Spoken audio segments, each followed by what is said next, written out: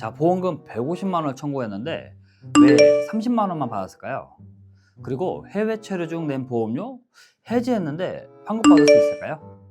여러분, 실손보험 가입할 때 분명히 다 된다고 했는데 막상 청구하려고 하니 억울한 일들이 생기죠.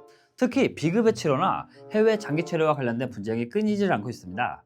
여러분의 소중한 보험료, 저희 보험탐정이 숨겨진 진실을 파헤쳐 억울한 일이 없도록 확실하게 알려드리겠습니다.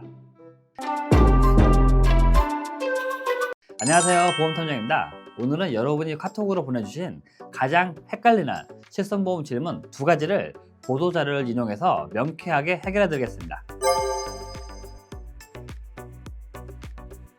자, 첫 번째 질문입니다. 신경성형술은 왜 입원비가 안 되나요? 자, 질문 내용을 한번 요약을 해볼게요. 우선 질문 내용을 보면은 허리 통증 때문에 신경성형술을 받고 하루 입원을 했어요. 병원비가 약 200만 원 정도 나와서 입원 한도로 150만 원을 청구를 했는데 보험사에서는 통원치료로 간주하고 30만 원만 지급했어요. 왜 그런 걸까요?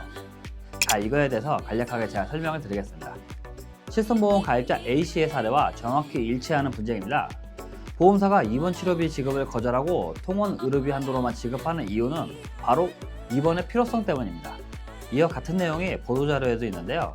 신경성형술을 받은 이후 합병증이나 경과관찰의 필요성 등이 나타나지 않아서 해당 시술에 따른 입원의 필요성이 없다고 보고 통원 의료비 한도로 보험금이 지급됩니다. 건강보험심사평가원도 심사사례 지침을 통해 입원하여 관찰이 필요한 정도의 상태 변화나 일상생활에 제한 등이 확인되지 않으면 입원료를 불인정한다고 명시를 했습니다. 법원 역시 병원에서의 입원 여부는 입원실 체류 시간 및 환자의 증상 등을 고려한 실질적인 입원 치료의 필요성을 종합하여 판단한다고 판시했습니다. 단순히 병원에서 입원실에 머물렀다는 형식적인 서류만으로는 입원 의료비를 인정 못 받을 수 있습니다.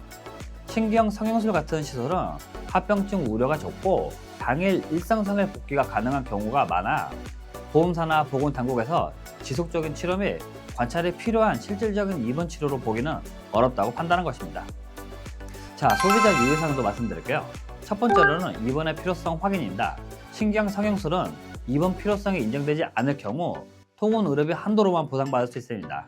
청구 전 반드시 이 점을 염두에 두세요. 그리고 두 번째는 실질적인 입원입니다. 실손보험에서 입원 의료비 지급 여부는 실질적인 입원의 필요성에 따라 달라질 수 있으니 치료 전 반드시 병원과 보험약관을 통해 확인이 필요합니다. 자, 두 번째 카톡 질문입니다. 해외 체류 중 보험을 해지하게 되면 환급도 받을 수 있나요? 자, 이 질문에 대해서 요약을 해드릴게요. 제가 1년 동안 해외에 거주하다가 귀국을 했어요. 귀국 후 실손보험을 해지를 했는데 해외에 있을 때 낸 보험료를 돌려받을 수 있을까요? 보험사에서는 해지했기 때문에 안 된다고 하네요. 자, 이 질문에 대해서 제가 분석을 해드리겠습니다. 해외에 장기간 머무는 경우 국내 실손보험 혜택을 받지 못했기 때문에 해당 기간의 보험료를 환급받을 수 있는 해외 장기체류 보험료 환급 납입 중지 제도가 있습니다. 자, 이와 관련된 보도자료의 관련 내용을 보여드릴게요. 피보험자가 연속하여 3개월 이상 해외에 체류한 사실을 제시한 경우 보험회사는 해당 기간의 실손보험을 환급해야 합니다. 만기 계약의 경우 상법상 소멸시효 경과 전 환급 요청이 가능합니다.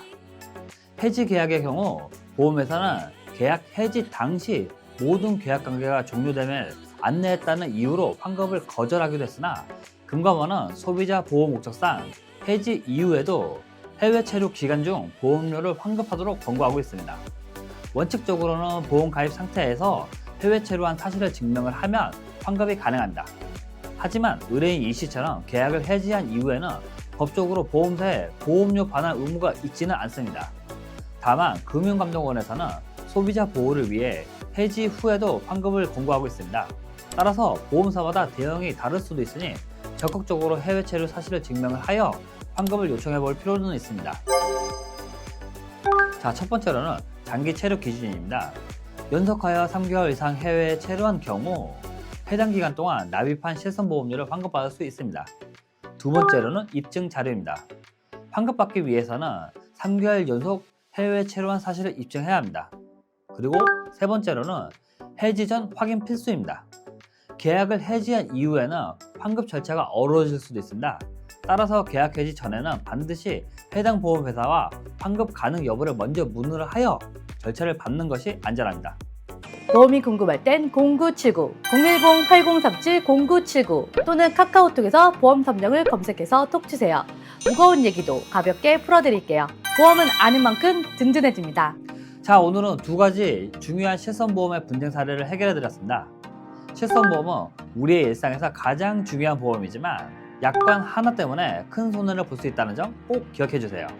궁금한 점이 있다면 언제든지 카톡이나 댓글로 질문을 해주세요. 여러분의 보험금 보험탐정이 완벽하게 지켜드립니다. 그리고 좋아요, 구독, 알람 설정까지 부탁드리며 다음 주에 또 만나요. 본 광고는 광고심의 기준을 준수하였으며 유효기간은 심의로부터 1년입니다.